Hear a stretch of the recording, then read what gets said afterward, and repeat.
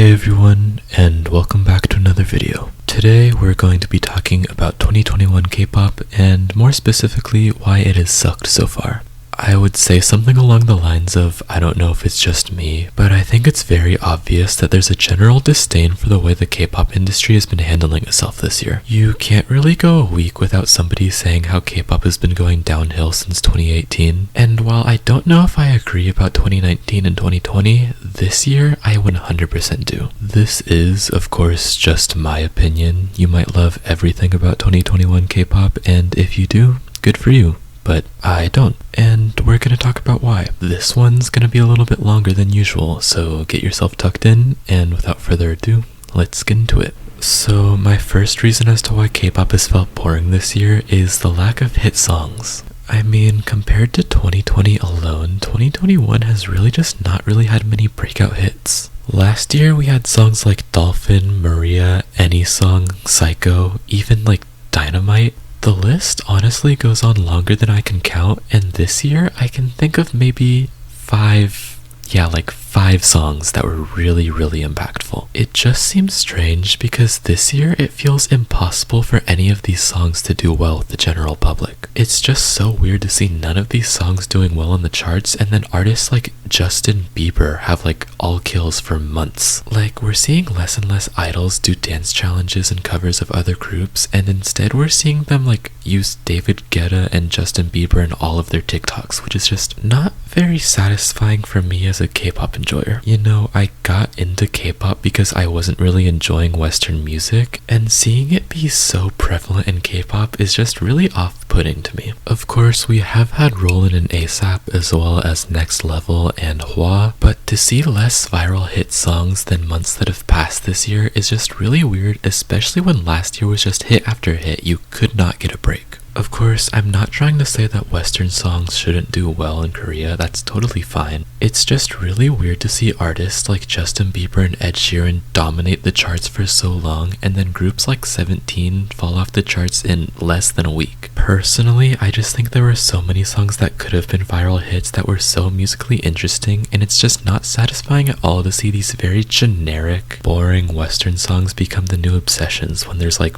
just better music out there. My second reasoning for 2021 K-pop being disappointing is the amount of girl groups that are disbanding or having major setbacks. IZ*ONE disbanding was fine, everybody knew that was gonna happen, but then GFRIEND disbanded and all that stuff going on with like CLC, Loona, and I-dle is happening right now, and it's really just a mess. Obviously a bunch of boy groups have disbanded too, not to mention the countless smaller girl groups that I didn't mention, but these big girl groups especially have such large and influential fan bases, and it's gotten to the point where the upset caused by their disbandment and other problems has really just affected K-pop as a whole. GFRIEND and I-dle especially were just such staples in the industry, and it feels like something is just missing with them not being around for so long. I don't think people realize how many people ulted these girl groups, and I also don't think people realize how many K-pop fans have just left K-pop entirely because these girl groups are gone.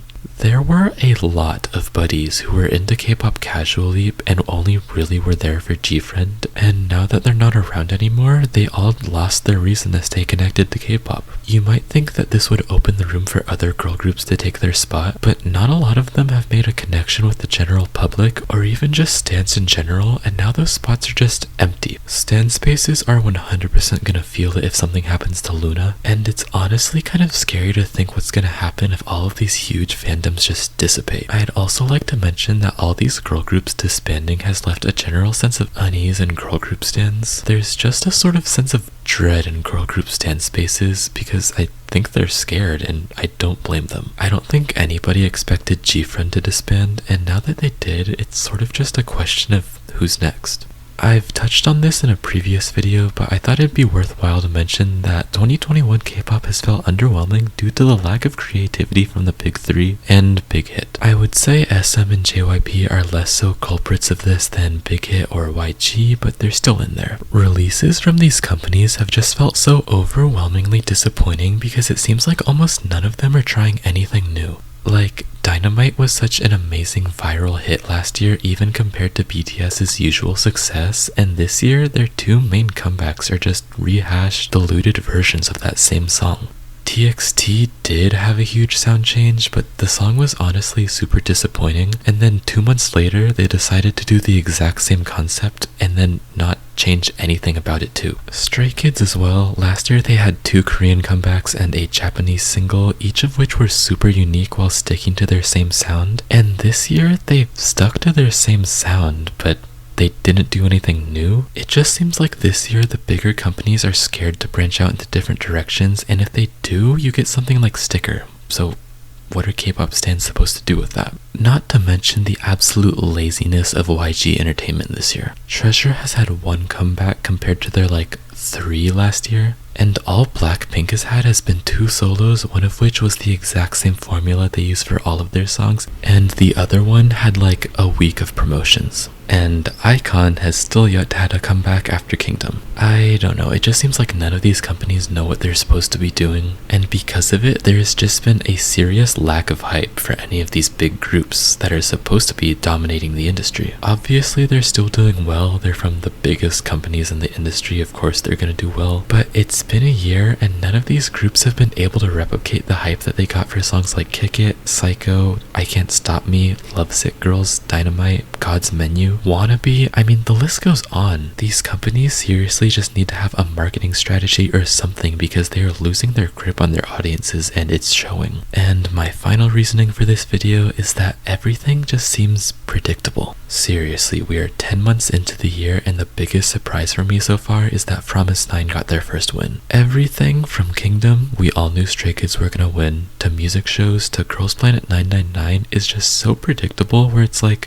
there's nothing exciting about it. All of the popular groups are staying popular and all the nugus are staying nugu, and there's just nothing to excite me. It's seriously gotten to the point where it's the biggest surprise that'll happen this year is if Blackpink have an OT4 comeback. Things like the cancellation of ISAC and the general restrictions going around right now have just really mellowed out the K-pop scene, and it seems there's just not that much to keep you entertained in K-pop. Maybe it's just me, but it seems like there's been a very apparent lack of viral moments recently, and there just hasn't been that much to talk about. There's not much else to say about this, no one's at fault, I want to see my relay races again, okay? I need to see MCND at ISAC.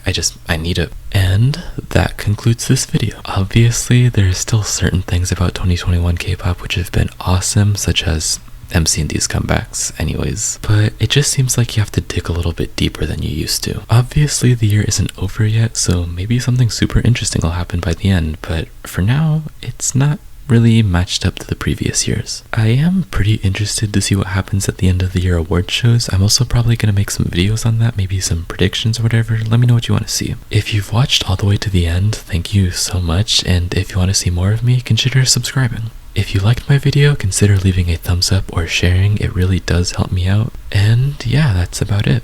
Thanks so much for watching, and see you soon. Peace out.